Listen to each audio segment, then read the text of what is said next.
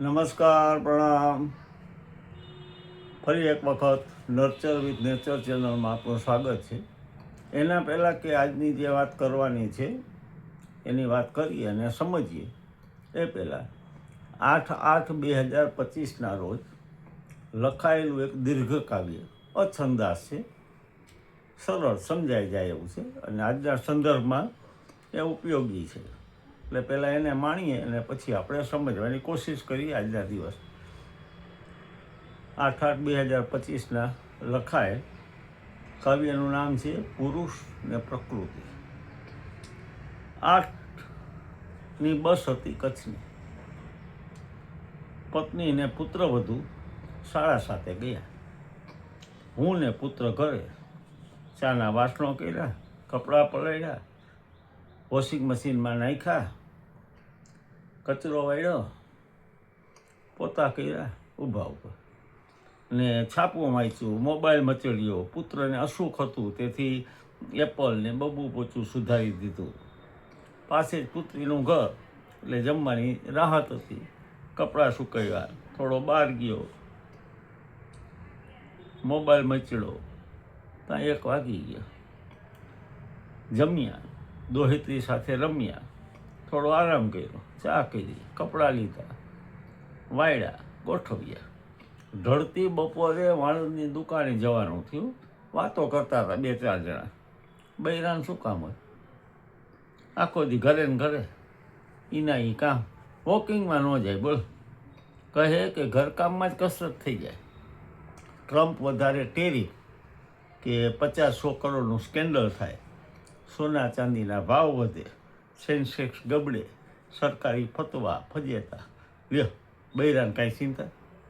કમાવા જાય ખબર પડે, હાડમારી વેઠે ખબર પડે.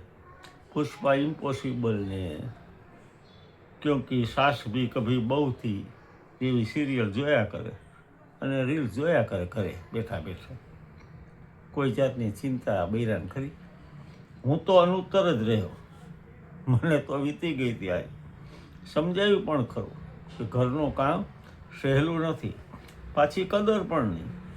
પુત્રી પુત્રવધુ તો નોકરી પણ કરે, રસોઈ પણ કરે, બાળકોને તૈયાર કરે, હોમવર્ક પણ કરાવે, ઢોળફોળ થાય તો સાચવી લે, ઇસ્ત્રી કરે, વાસણ માંજે. તોય પુરુષો કહે બૈરાન શું કામ?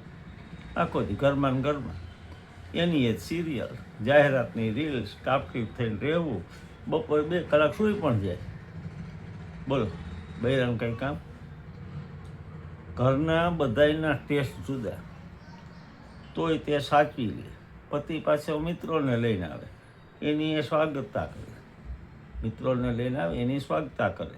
ક્યારેય પ્રશંસા ન થાય, પણ શાકમાં દાળમાં નમક વધુ હોય કે ઓછું હોય તો તરત જ ટીકા થાય. સલાડ કેમ નથી આજે? છાશમાં કેમ ફોદા છે? સ્ટોર રૂમમાં ફૂદા કેમ છે? બારીના પડદા તો જો કેટલા ગંદા છે.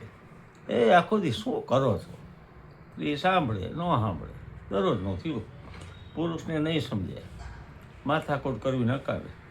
જસરેખા ક્યાં હોય છે ગૃહિણીને? આવડી લાંબી કવિતા હોય, આમાં શું નવું છે? આવું લખાય? અર્થ શો થાય આનો? કવિ છેલ્લે લખે, સમજાય તો ઘણો, બાકી સમજ આવશે આવતા જન્મે. સમજાય તો ઘણો, બાકી સમજ આવશે આવતા જન્મે, જો સ્ત્રી બન્યા તો. આજનો દિવસનું આ કાવ્ય એટલા માટે રજૂ થયું કે આજે આપ જાણો છો તેમ મહિલા સામે હિંસા નિવારણ દિવસ છે. મહિલાઓની સામે જે કાંઈ હિંસાઓ થાય છે એ હિંસા નિવારણ દિવસ તરીકે આજનો દિવસ 25મી નવેમ્બર ઉજવાય છે. એના આંકડા ચોંકાવનારા છે. આજનું વર્તમાનપત્ર આપણે જોયું હશે તો એના આંકડા જુઓ તો ગુજરાતમાં, આપણા સભ્ય કહેવાતા ગુજરાતમાં, અન્ય રાજ્યોની તુલના કે ભારતની કે વિશ્વના સંદર્ભમાં આપણે ન વાત કરીએ તો આપણા ગુજરાતમાં દરરોજ 206 મહિલા ઘરેલું હિંસાનો શિકાર બને છે. 206 ડેઈલી, 206. હવે આ જે ફિગર છે એ તો જેને પોલીસ કેસ કર્યો હશે કે હેલ્પલાઇનની નંબર લીધી હશે એમનો છે. જેમને કોઈ હેલ્પલાઇનની નંબર લીધી નથી કે ક્યાંય ફરિયાદ નોંધાવી નથી એ એનાથી આંકડો મોટો હશે. અને ખાસ કરીને શબ્દ છે ઘરેલું હિંસા. બાહ્ય હિંસા જે થાય છે એ તો ખરી, જે ઘરેલું હિંસા થાય છે પતિ દ્વારા, પિતા દ્વારા, ભાઈ દ્વારા, જાણે અજાણે એની લાગણીઓને ઠેસ પહોંચાડવામાં આવે છે. આ પરિસ્થિતિ બદલાય એના માટે આપણે બધાએ સજાગ થવાની જરૂર છે. આપણા શાસ્ત્રો કહે છે કે પ્રથમ વંદન માતાને, પેલું વંદન માને કરવાનું કે માતૃદેવો ભવ. એ સંસ્કૃતિને આપણે જીવનારા છીએ પણ એને અમલ કરનારા નથી. એક દ્રષ્ટિ બદલવાની જરૂર છે. માતાજીના આટલા મંદિરો છે, આપણે ભગવતી પાસે જાય છે તેના સ્વરૂપને આપણે નમીએ છીએ. નવદુર્ગાને, ચામુંડાને, અલગ અલગ સ્વરૂપે માતાને આપણે નમીએ છીએ.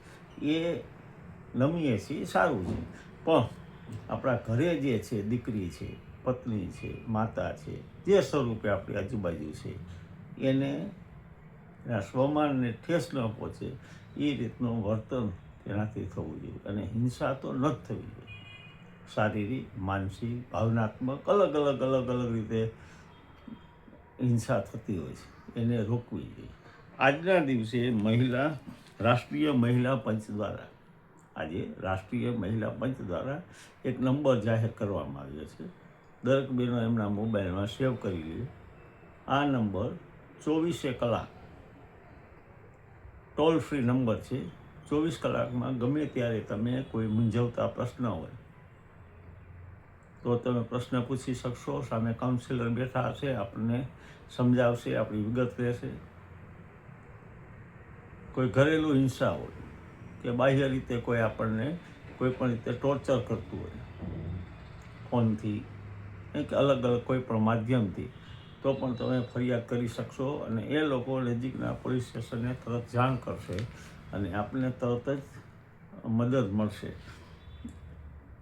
14490 14490 આ હેલ્પલાઇન નંબર છે.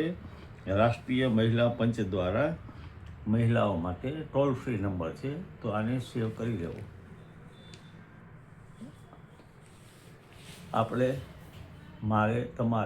સૌએ મળીને એક એવા સભ્ય સમાજનું નિર્માણ કરવું છે કે જ્યાં કોઈ પણ પ્રકારની હિંસા માનસિક, શારીરિક ન થાય અને જે રથના બંને પૈડા છે એ બંનેનો વિકાસ થાય, દીકરી અને દીકરાનો સમાન ઉછેર થાય, બંનેને સરખી તક મળે અને આ જે હિંસા છે એના આંકડા ઘટે, નહિવત બને, તો આવનારું ભવિષ્ય, આવનારા ભારતની કલ્પના બહુ સુંદર થઈ શકે, એને આપણે ચરિતાર્થ કરી શકીએ. ધન્યવાદ, પ્રણામ. ચેનલને લાઇક્સ કરો છો એવી રીતે લાઇક્સ કરજો, ફોરવર્ડ કરજો, સબસ્ક્રાઈબ કરજો. ફરી મળીશું આવતીકાલે કોઈ બીજા ટૉપિક સાથે. ધન્યવાદ, પ્રણામ.